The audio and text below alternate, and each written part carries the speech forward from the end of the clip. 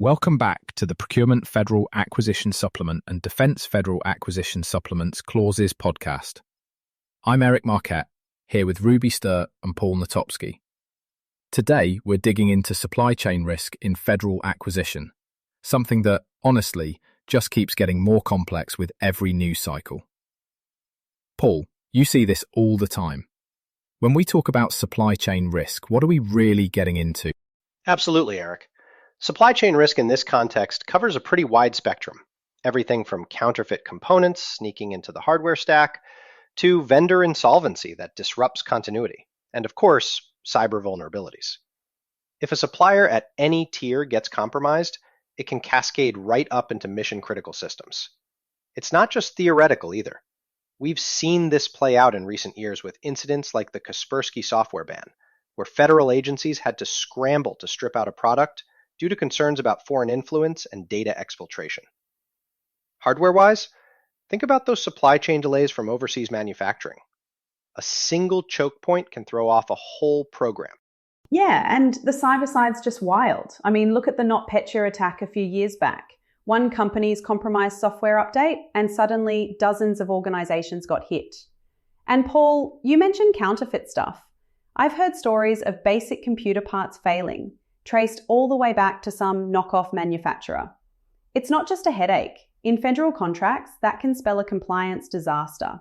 Exactly. That reminds me of a contract I worked on with a Navy prime years ago.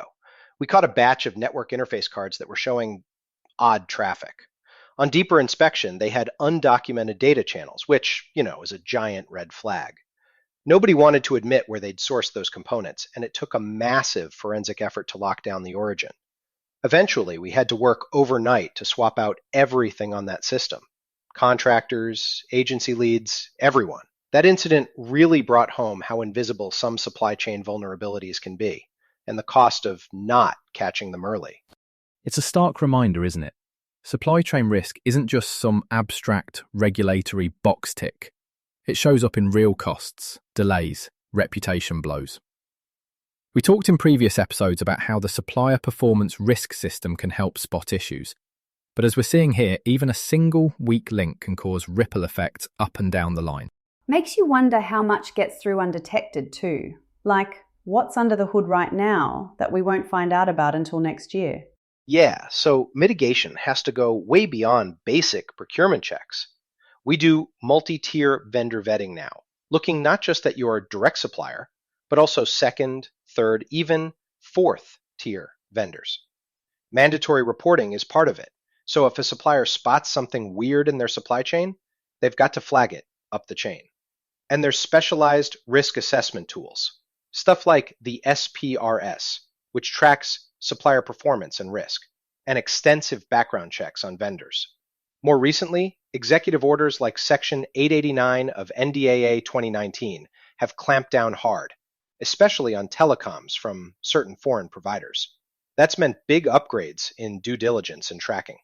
Eric, you probably remember how fast agencies had to respond after that dropped. It was all hands on deck for compliance teams. I do, and it introduced a whole new level of urgency, didn't it? We've seen contractors hit pause on entire projects just to double-check that none of their stuff, even off-the-shelf routers, breached those requirements. The ripple effects on procurement timelines and costs are massive. And Paul, you brought up SPRS. We had a big chat back in episode 8 about how it scores supplier performance on more than just price or delivery. But I'm curious, can AI-driven tools actually spot vulnerabilities earlier than humans? I know from my own work with Jellypod's tech partners, there's heaps of potential, pattern recognition, anomaly spotting, that kind of thing. But I'm not sure if it's really penetrated government procurement yet. Or is it more hype? No, you're onto something, Ruby. AI is starting to play a role, mostly in monitoring huge data sets for anomalies, like catching abnormal order volumes, or spotting a supplier suddenly changing up their delivery routes, or the types of components they're shipping. These tools can flag patterns that human reviewers might miss until it's too late. They're not perfect, especially when it comes to context. Sometimes it's just a small vendor scaling up, not a hack. But as a first layer of defense, it's getting more valuable.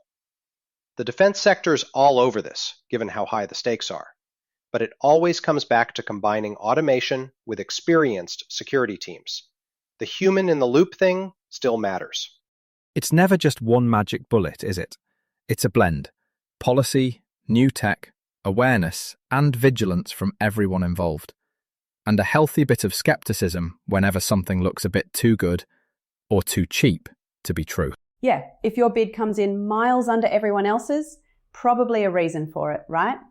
Exactly. So let's talk about the regulatory backbone here. When we mention federal acquisition and supply chain security, it basically means knowing your FAR and DFARS clauses cold. Paul, which ones are make or break when we're talking cybersecurity and supply chain? The big ones are DFARS 2-52.204-7012. That's the clause mandating protection for covered defense information, incident reporting requirements, and the use of NIST SP 800-171 controls. You've also got FARS 52.204-21, focused on safeguarding controlled unclassified information. Critically, these don't just bind the prime contractor. Through flow-down provisions, all subs and sub-subs in the chain have to comply too. If you miss that step, your whole contract could risk default. Prime contractors need to have airtight systems to track compliance, and many don't realize just how deep they need to go. So just to be clear, if you're a teeny tiny sub 3 levels down and you miss a policy update, you're still on the hook? That's a lot of pressure. I imagine communication's the hardest bit, especially for folks new to this whole scene. It is, and funny you mentioned that, Ruby, because I was once part of a negotiation where a misunderstanding on DFARS flowdown almost caused the deal to collapse entirely. The sub wasn't aware they needed to match the prime's info security protocols. We paused, walked through FAR and DFARS obligations with them, spelled out exactly what needed to flow down in the contract, and, eventually, the panic cooled off. It's a good lesson. Clear communication, right at the start, can prevent months of headaches. And I think it's something we keep coming back to in this series, isn't it?